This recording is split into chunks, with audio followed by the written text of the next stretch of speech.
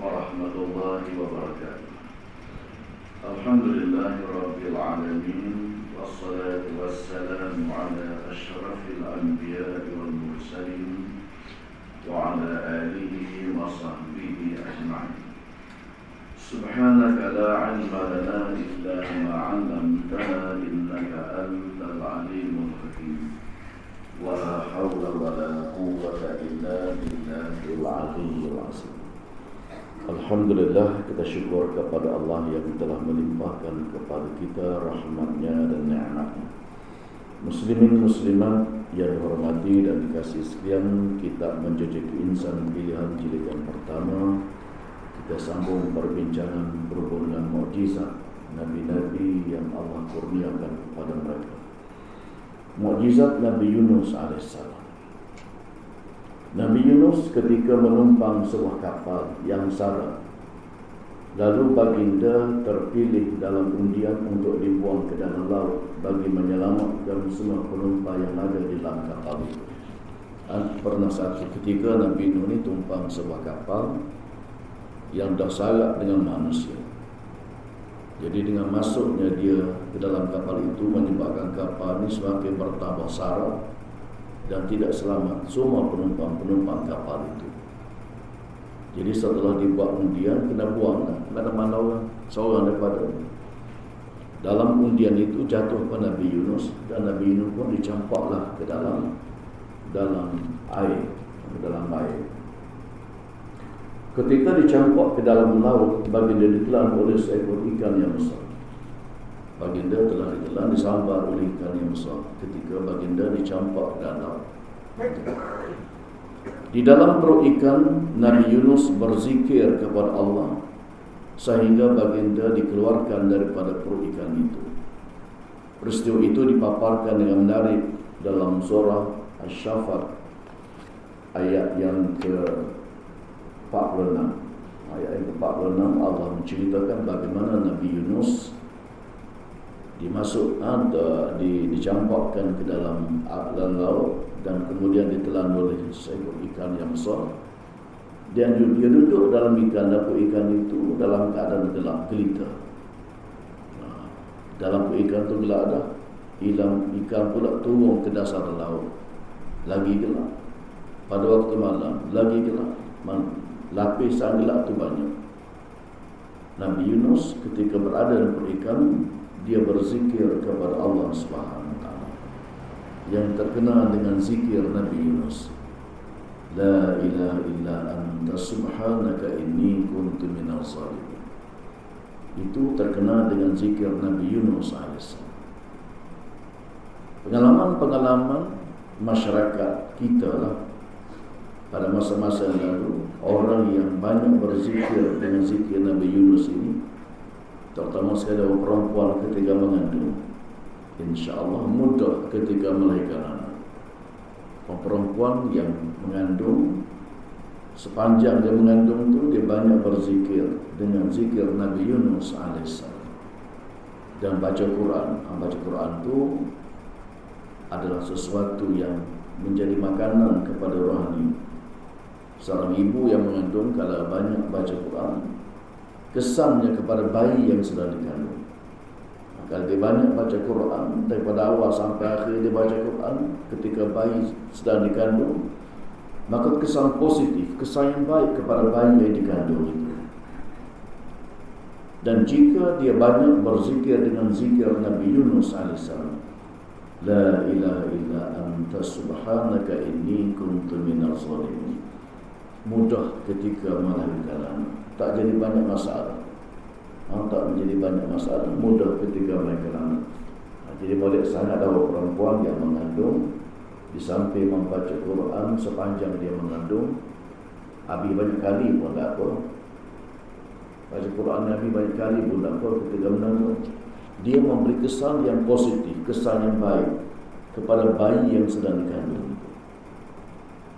Dan ketika dia banyak membaca pula zikir Nabi Yunus alaihissalam, maka dia akan mudah melahirkan anak. Nabi Yunus ini dia berdakwah puluh tahun.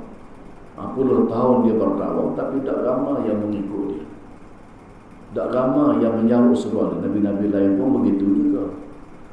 Bab kebenaran ni banyak orang tak nak ikut. Hak batil ramai orang ikut.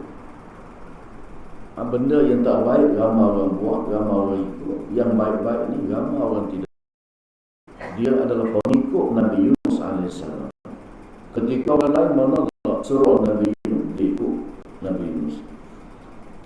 Nabi Yunus dia rasa kecewa bila tak ramai orang ikut dia, tak ramai orang yang mendengar dakwah dia. Lalu dia mengambil keputusan untuk meninggalkan kaum dia. Setelah mulai dia tengok nampak langit macam gelap, maka dia beranggapan bala nak turun dah. Nabi Yunus beranggapan bala akan turun kepada kaum. Dia pun lari keluar. Dia lari daripada kaumnya dalam keadaan kaumnya belum lagi menerima seruan itu. Dalam masa dia lari itulah dia menumpang sebuah bahtera yang tersarak dengan manusia. Dan bila dia naik seorang, bahtera itu ataupun perahu itu semakin bertambah sarak. Dan kalau tidak keluar seorang, orang yang lain pun semuanya menjadi tidak selamat. Penumpang lain juga menjadi tidak selamat. Kerana Khadir yang menjadi kepala kapal pada masa itu telah membuat undian itu jatuh pada Nabi Yunus, dan Nabi Yunus terpaksa dicampur ke dalam laut. Terpaksa dicampur ke dalam laut. Tetapi Nabi ini Allah berikan kepadanya mukjizat. Disambalkan ikan pembawa turun ke dasar laut dalam keadaan gelap, dia berzikir kepada Allah, dan kemudian dia dikeluarkan daripada perut ikan muntah balik. Ikan termuntah balik dan dikeluar daripada perut ikan itu. Tersadar di tepi pantai. Dia muntah, ikan termuntah, dia mengeluarkan Nabi Yunus daripada perut, dan Nabi Yunus tersadar di tepi sebuah pantai. Dan Allah menumbuhkan pokok labu. Labu Rasulullah SAW. Labu yang tumbuh kat biar-biar pantai. Kalau kita pergi ke Besuk, banyak orang jual di dekat dengan pengkalan kubur. Banyak labu tu. Sini dikeluarkan pada labu yang isi kuning. Dan tahan lama labu ni. Setahun tak punah lagi. Macam buah kundur ni tahan lama. Kalau kata 2 tahun, 3 tahun tahan lagi. Tak rosak. Satu jenis buah yang tahan lama dan tidak mudah punah. Jadi buah labu ini antara kegemaran Rasulullah SAW. Antara kegemaran Rasulullah. Itu di antara mukjizat yang Allah kurniakan kepada Nabi Allah Yunus bin Matta alaihissalam, yaitu keluar daripada perut ikan dalam keadaan selamat. Sedikit pun tidak ada cacat celah pada itu. Cuma dipuk sikit saja.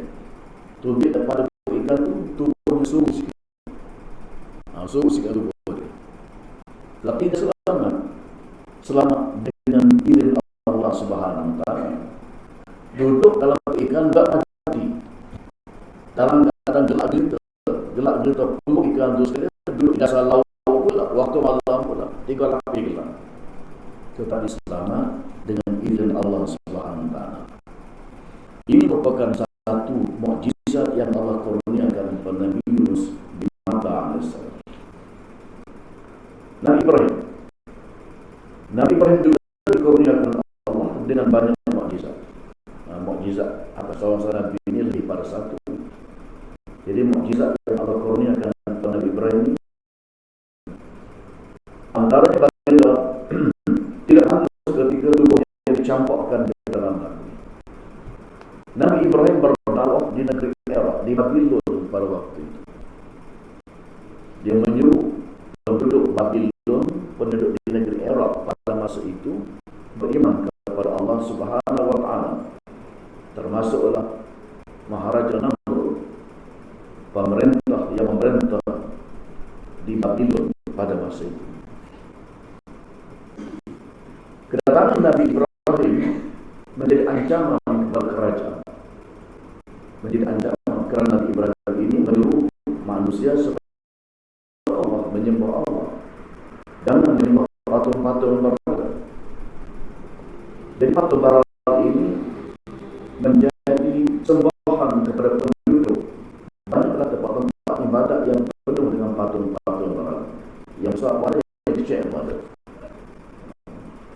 Dan ayahnya sendiri Azar membuat patung berhala, mengukir patung berhala dan menjual patung berhala.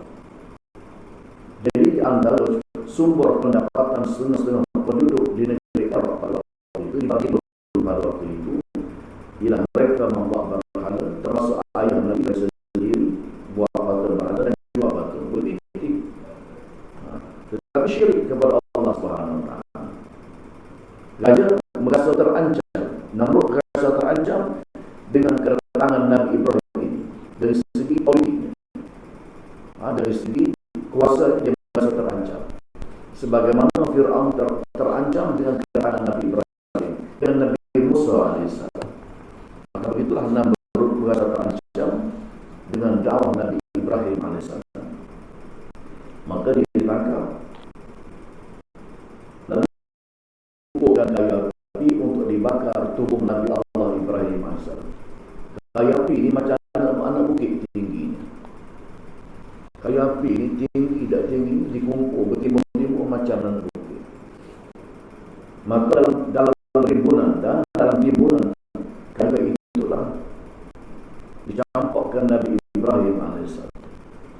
Dinyalakan api, dan kayu yang tinggi itu menjulang api naik ke atas. Masuk Nabi Ibrahim, namun Nabi itu tak seorang berani masuk. Panas. Api yang besar itu, kesan panah itu tak kawan tak seorang yang berani masuk dekat. Dan campak Nabi Ibrahim. Lalu dibuat manjenik ini kalau budak-budak dia lastik bidang dia buang. Hal itu kecil. Hal ini untuk hak manusia. Dia letak dalam manjenik itu, dia tarik dan dia lontar Nabi Ibrahim itu masuk ke dalam api daripada jarak yang jauh dengan api yang menjulang tinggi. Semua orang menyangka Nabi Ibrahim hancur gitulah. Jadi abu dan Nabi Ibrahim kerana api itu sangat besar dan tinggi menjulang. Anggapan semua orang Nabi Ibrahim tak ada benda pada mati dah. Tetapi Allah Subhanahu Wa Taala menyelamatkan Nabi Ibrahim. Allah memerintahkan Nabi supaya jadi sejuk dan tidak membakar tubuh Nabi Allah Ibrahim AS. Sampai belum Nabi Ibrahim pun tidak nangis. Sampai belum pun tidak nangis. Di mana Allah SWT menyebut dalam surah Al-Anbiya ayat yang ke-6 surah yang ke-69. Qulna ya naru salaman ala Ibrahim. Hai Nabi, Allah berkata kepada Nabi, hai Nabi, jadilah engkau sejuk serta selamat sejahtera kepada Ibrahim. Allah, Nabi Ibrahim Khalilullah, kekasih Allah. Allah perintahkan kepada Nabi jangan bakar tubuh Nabi Ibrahim AS. Jangan bakar kekasihnya Khalilullah, kekasih Allah, Nabi Ibrahim. Api yang panas yang membakar segala-galanya itu tidak membakar dan menjadi sejuk. Nabi Ibrahim berada dalam api dalam keadaan selamat. Dan setelah api dia keluar timbunan daripada rimbunan api tadi dalam keadaan tubuhnya tidak terbakar dan keadaan tubuhnya tidak hangus. Itu satu lagi mukjizat yang Allah kurniakan kepada Nabi Ibrahim AS. Di samping banyak lagi mukjizat yang lain. Nabi Musa AS. Musa berdakwah dalam negeri Mesir. Adalah Nabi Ibrahim berdakwah di Babylon dalam negeri Arab pada waktu itu. Nabi Musa pula berdakwah di negeri Mesir. mengajak penduduk negeri Mesir beriman kepada Allah. Firaun, raja yang sangat zalim, yang pernah mengaku dirinya sebagai Tuhan. Dan raja Firaun ini dia pengikut antaranya ialah Korun jutawan kopra yang terkenal di negeri Mesir pada masa itu. Bukan orang lain, sepupu Nabi Musa juga. Korun sepupu Nabi Musa. Kemudian yang lagi termasuklah menteri-menteri dan kaki tangan kerajaan yang lain yang menjadi pimpinan pada waktu itu mengikut Firaun laknatullah. Jadi ketika Nabi Musa berada di negeri Mesir, dia berhadapan dengan Firaun yang sangat zalim. Firaun sangat zalim. Orang lain pun zalim juga, tapi dia sangat zalim. Firaun mengumpulkan ahli sihir yang ada dalam negeri Mesir itu untuk menghadapi Nabi Musa AS yang diberikan oleh Allah dengan mukjizat. Ahli sihir dalam negeri Mesir pada masa itu mengikut ahli sejarah 16,000 ahli sihir. Jadi ahli sihir ini bukan zaman kita ada ahli sihir. Sejak zaman dulu, ribu tahun yang lalu ada ahli sihir. Di mana orang yang menjadi tukang sihir ini, mereka belajar dengan iblis, mereka belajar dengan syaitan, dengan jin kafir. Itu ilmu yang mendatangkan keburukan kepada manusia, yang boleh membawa menjadi syirik kepada Allah Subhanahu Wa Taala.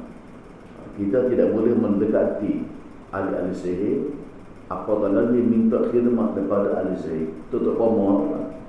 Kat atas sini orang panggil tutup bomoh. Tutup bomoh yang memberikan khidmat kepada orang ramai, sesuatu dia buat.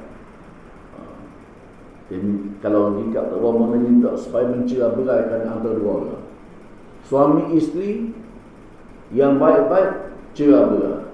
Ini di antara peranan sihir. Orang sihat jadi sakit, ini peranan sihir. Orang yang memiliki kedai, tuan kedai tak boleh masuk dalam kedai, tak boleh tengok kedai dia. Kedai maju. Ada orang dengki minta khidmat daripada tukang-tukang sihir ni ataupun tutup bomoh ni, dia tak boleh masuk dalam kedai. Tak boleh tengok. Kedai sendiri tak boleh masuk. Itu peranan sihir. Kadang-kadang sama-sama dulu dah, bila pergi rumah Tok Bomoh, dia tengok lima depan tangga dia. Lima sungguh kan? Orang nampak lima ataupun ular sawah besar depan tangga dia. Itu kesemuanya adalah khodam kepada Tok Bomoh, jin. Jin ini boleh merupa sebagai binatang. Jin-jin ini ada yang menjadi sahabat kepada manusia.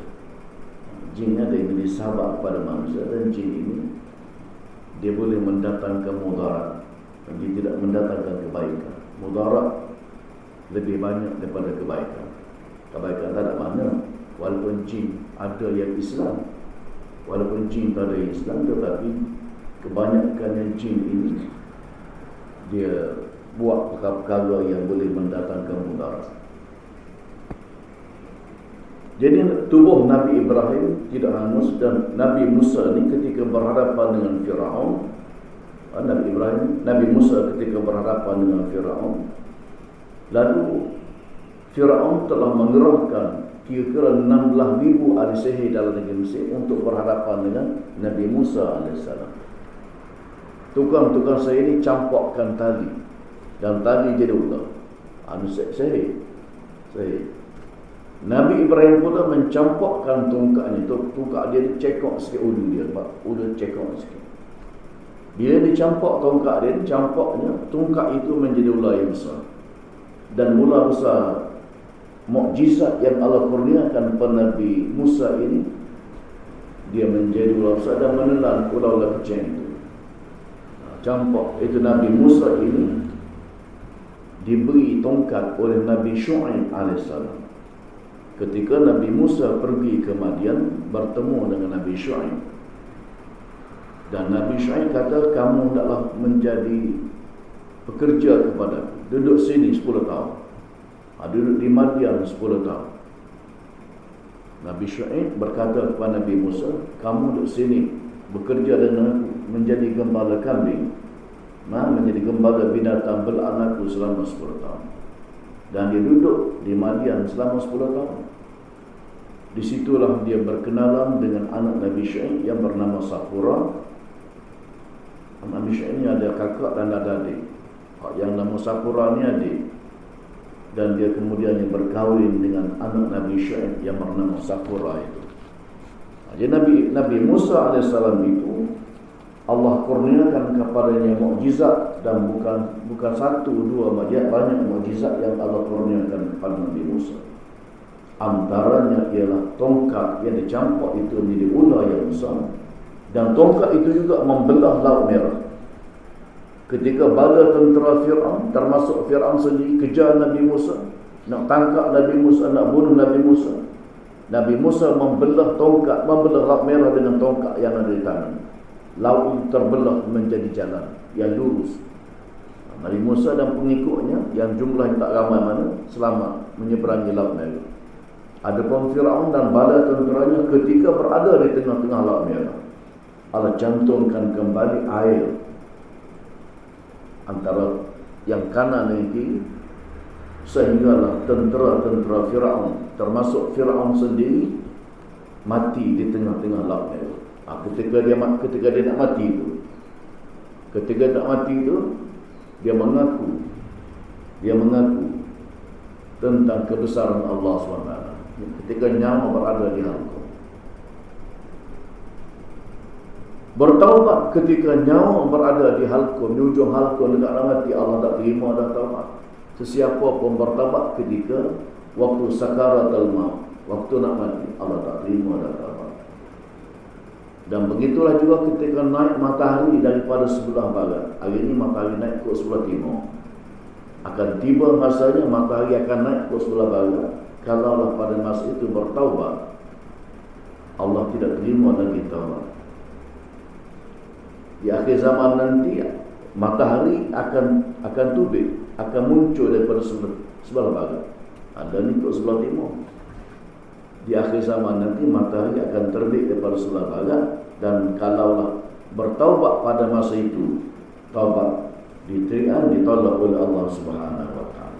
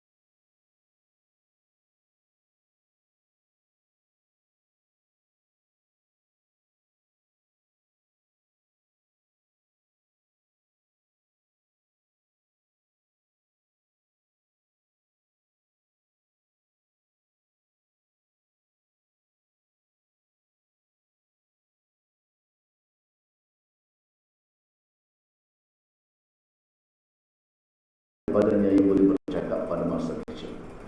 Nabi Isa bercakap ketika dia masih bayi. Jadi Allah Subhanahu wa taala kurniakan pada baginda mukjizat dan menghidupkan burung yang dibuat daripada tanah. Menghidupkan burung yang dibuat daripada tanah. Menyembuhkan orang buta. Orang penyakit buta disembuhkan ketika Allah Subhanahu wa taala, dan menghidupkan orang mati daripada kubur. Menghidupkan orang mati daripada kubur. Itu semuanya merupakan mukjizat, sebahagian daripada mukjizat yang Allah kurniakan Isa alaihissalam. Dan Allah menceritakan mukjizat Nabi Isa ini, mukjizat yang Allah kurniakan kepada baginda dalam surah Al-Maidah daripada ayat 110 ayat 114. Sebahagian daripada mukjizat yang Allah kurniakan kepada Nabi Isa dalam Al-Quran. Muslimin muslimat yang hormati sekalian, Nabi sebagai kedua yang mana ikutan. Nabi paling berjaya dan orang paling baik pada Allah dan Nabi Rasul, itulah orang paling terbaik untuk kita ikuti. Orang yang paling terbaik yang boleh dijadikan contoh di atas muka bumi ini, yang jadi qudwah ikutan, ialah Nabi-Nabi dan Rasul-Rasul. Rasul juga dibangkitkan oleh Allah SWT sebagai qudwah ikutan umat manusia, kerana pada diri mereka itu dihiasi dengan sifat-sifat terpuji yang boleh ditauladan. Contoh-contoh pada diri Nabi-Nabi dan Rasul-Rasul, Allah kurniakan kepadanya akhlak yang terpuji, akhlak mahmudah. Jadi kalau tengok akhlak yang baik, Nabi ada pada Rasul-Rasul. Dan mereka ini menjadi ikutan, menjadi contoh tauladan. Nak jadi orang Nabi-Nabi dan itulah perangai Rasul-Rasul.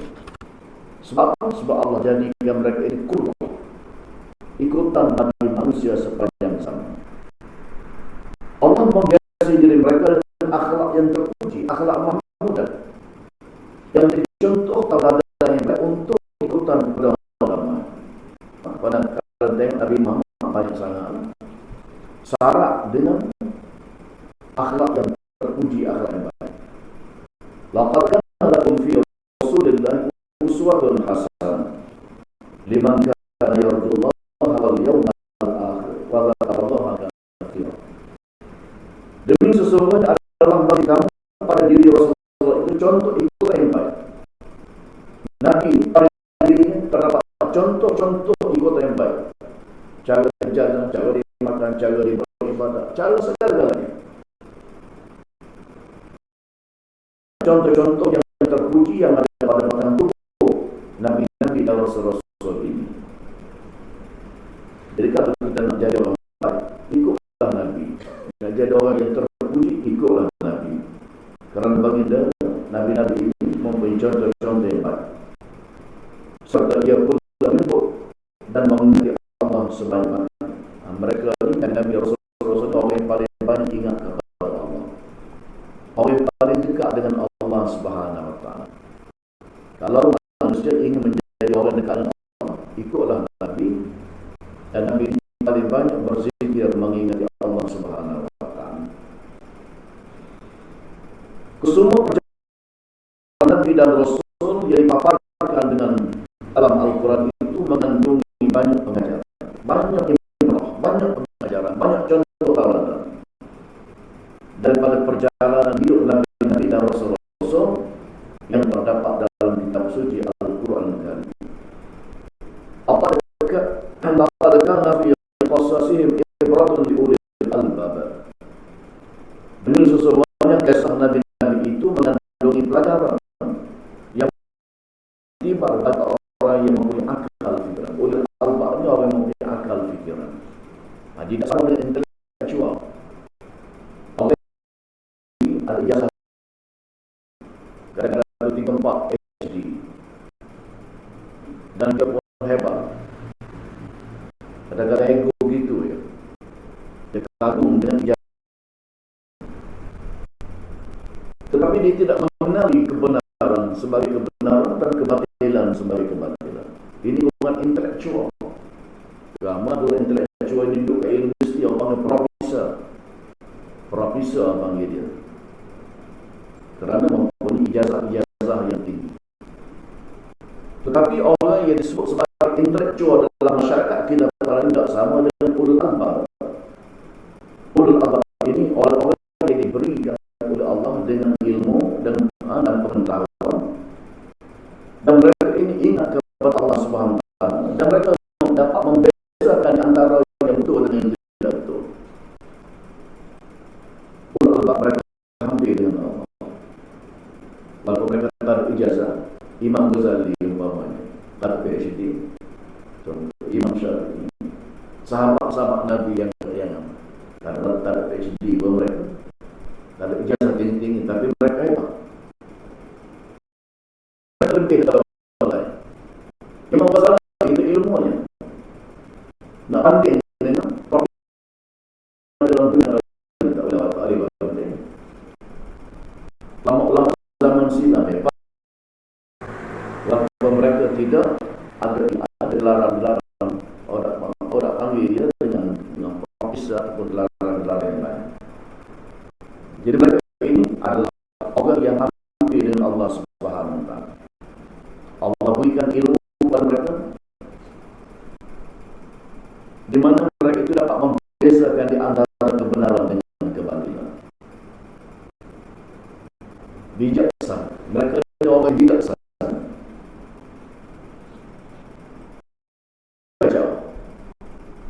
Allah tak nampak, dia nampak. Orang yang diberikan ilmu oleh Allah terutama sekali ilmu laduni. Orang yang Allah berikan ilmu laduni bukan sembarang orang yang tertentu, orang yang dekat dengan Allah SWT dan banyak mengingati Allah. Allah bagi ilmu kepada mereka dengan ilmu yang sangat tinggi. Jadi mereka dapat banyak tahu ke depan.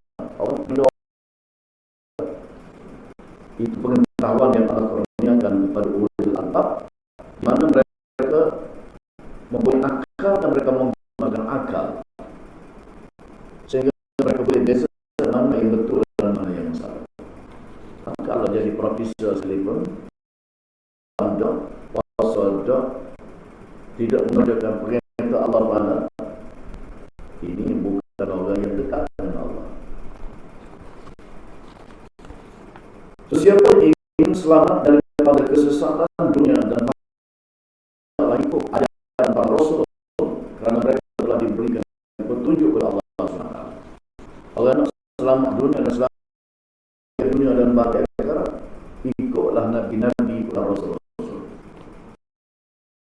Sudah dijamin oleh Allah SWT. Nabi Allah jamin, Rasul Allah jamin. Sudah terdapat contoh-contoh yang boleh diikuti. Ulaika alladziina hadallah. Wa min fa'buduhu muqtadi. Qul la as'alukum 'alaihi ajra in huwa illa dzikra lil 'alamin. Mereka itu Nabi itulah orang-orang yang telah diberikan petunjuk kepada Nabi-Nabi Rasul. Allah berikan kepada mereka petunjuk. Maka turutlah olehmu akan petunjuk mereka. Ikut Nabi-Nabi, ikut Rasul-Rasul. Allah yang mempunyai contoh tauladan yang baik. Orang yang diberikan petunjuk oleh Allah Subhanahu Wa Taala. Kalau aku tidak meminta upah kepada kamu mengenai petunjuk Al-Quran yang aku sampaikan itu, Al-Quran itu tidak lain adalah peringatan bagi penduduk alam seluruh. Nabi berdakwah ke Allah, Nabi Muhammad ke Nabi Nuh ke Nabi Lut ke Nabi mana-mana Nabi itu sekali. Mereka tidak minta upah. Mereka menyampaikan dakwah semata-mata untuk menyelamatkan manusia daripada kerusakan dan keburukan. Dan upahnya daripada Allah Subhanahu Wa Taala. Jadi para ulama yang ikhlas menjalankan tugas dakwah, mereka itu tidak minta upah. Kalau minta upah dengan harga mahal tinggi, nak dapat khidmat kuliah saya, tiket kapal terbang kena bayar, hotel kena bayar, dan kena bayar tambahan pula 4,000, 5,000. Ada penceramah yang macam tu, pengkuliah yang macam tu, letak harga dia tinggi sangat. Sebab ada orang hebat, merupakan tokoh motivasi yang terkenal. Saya tak nak sebutlah nama siapa-siapa, tapi ada yang menjadi penceramah TV ni, yang nama selalu keluar dalam TV ni, terkenal lah. Orang TV lah terkenal. Bila menjadi pengkuliah dan didik, nak khidmat dia kena bayar sekian-sekian. Kena bayar sekian-sekian. Nabi-nabi dan rasul-rasul tak minta upah. Dia menyampaikan ajaran agama kepada manusia, nak selamatkan kepada manusia. Nabi Nuh, dia tak minta upah. Nabi-nabi yang lain juga tidak minta upah. Nabi Nuh ni berdakwah 950 tahun. Siang malam berdakwah. Dia ketuk rumah ni, seorang-seorang dia ketuk rumah, ajak manusia beriman kepada Allah. Dia tidak minta upah. Nabi Muhammad tak minta upah. Upahnya daripada Allah Subhanahu Wa Taala. Bagi mereka yang berakal dapat berfikir dan mengambil ibrah daripada kehidupan para nabi dan para rasul sebagai pedoman dalam kehidupan. Tak ada contoh yang lebih baik melainkan contoh yang ada pada nabi-nabi dan rasul-rasul. Dan Allah paparkan kisah mereka ini dalam Quran. Allah paparkan kisah nabi-nabi dan rasul-rasul ini dalam Quran. 25 orang nabi. Kita tak hafal lagi, Nabi Adam kita tak hafal lagi ni. InsyaAllah tak lama dah. Semua nabi-nabi itu mempunyai contoh-contoh yang terbaik dalam pelbagai aspek kehidupan manusia. Jadi bila kita baca sirah nabi-nabi ini, kita nampak Allah hebatnya nabi.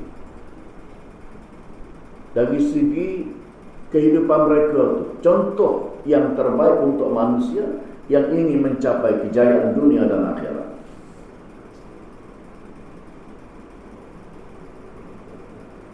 Dengan melihat dan meniru perjalanan hidup para rasul, insya-Allah dapat meningkatkan keimanan dan meneguhkan lagi akidah. Jadi bila tengok kehidupan para nabi, para rasul ini, dari segi akidahnya kita dapat kemah. Bila kita tengok perjalanan hidup mereka sangat baik, akhlak mereka sangat tinggi. Manusia ni hebat tak hebat mereka bila akidah mereka kemah. Bila akhlak mereka tinggi, hebat lagu mana pun dari segi kedudukan di atas muka bumi, kalau perangai wudhu tak ada nilai. Manusia ni kaya macam mana sekalipun, pangkat tinggi macam mana sekalipun, kalau perangai wudhu, akhlaknya buruk, tak ada nilai di sisi Allah Subhanahu Wa Taala. Allah nilai manusia dengan akidahnya, dengan akhlaknya. Kalau akhlak comel, akidah kejak molek, kemah molek, maka moleklah manusia. Dan ini ada pada Nabi. Contoh-contoh yang baik ini ada pada Nabi dan ada pada Rasul. Bila kita membaca sirah Nabi-Nabi dan sirah Rasul-Rasul, ikut perjalanan mereka, kita pun akan berjaya. Kita akan berjaya.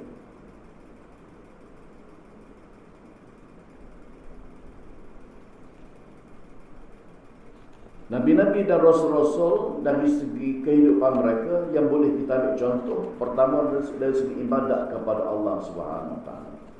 Ibadat kepada Allah. Allah Subhanahu Wa Taala mengutuskan para rasul mengajak manusia beribadat kepada Allah Subhanahu Wa Taala berdasarkan syariat yang jelas dan tepat. Nabi ini ajak manusia supaya melakukan ibadat dengan jelas. Ibadat ni kalau tak ikut perjalanan Nabi, orang panggil ibadat tu tidak jadi. Nabi kata, sallu kama ra'aitumuni usalli. Sembahyanglah sebagaimana aku sembahyang. Solat sebagaimana aku solat. Nabi Muhammad kata, mung solat sebagaimana aku solat. Jangan buat lagu lain. Ada pula awal solat dia cegah diri, tak ada rakaat, tak ada sujud. Solat itu jenazah ada apa?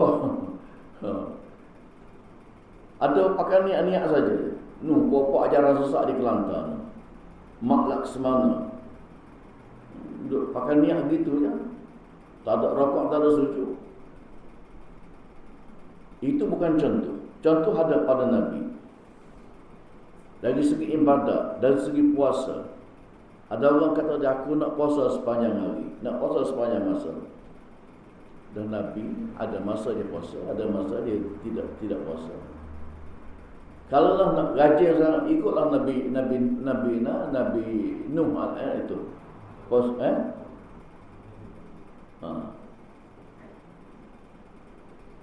puasa Nabi Daud alaihissalam. Satu hari berpuasa, satu hari berbuka. Satu hari berpuasa akan ada gaji yang sangat. Bab puasa ni betul lah, dia membentukkan kepribadian menjadi orang baik. Tapi Nabi ada puasa, ada Nabi tak puasa. Kalaulah kebetulan hari itu hari Isnin, hari Khamis, hari kita sunat berpuasa, ada menjadi kenduri yang bawa. Hak mana kita nak utamakan itu?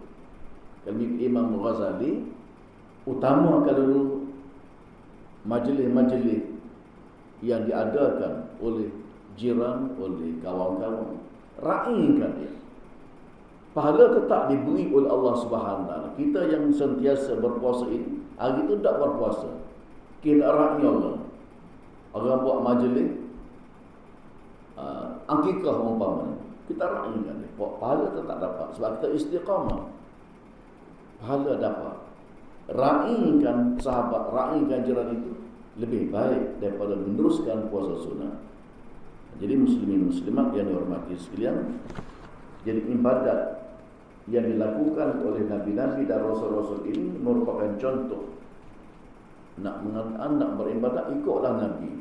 Kita sebagai umat Nabi Muhammad, contohnya ada pada Nabi kita Muhammad sallallahu alaihi wasallam. Dari segi segala-galanya, contoh yang terbaik ialah ibadat sebagaimana Nabi melakukan ibadat kepada Allah SWT. Sebenarnya ibadat Islam tidak semesti solat saja, tidak semesti puasa saja. Apa saja yang kita buat di atas muka bumi ini tidak bercanggah dengan syariat, tidak bercanggah dengan akidah, semuanya dinilai sebagai ibadat. Kata Profesor Dr. Yusuf Qaradawi, kita cari rezeki, cari makan pun ibadat. Pemerintah negara pun ibadat. Cari nafkah untuk ahli keluarga pun ibadat. Jadi kita setakat dulu pada pagi ini, insya-Allah kita akan sambung dalam kuliah kita pada masa yang akan datang. Wallahu a'lam wa billahi taufiq wal hidayah. Wassalamualaikum warahmatullahi wabarakatuh.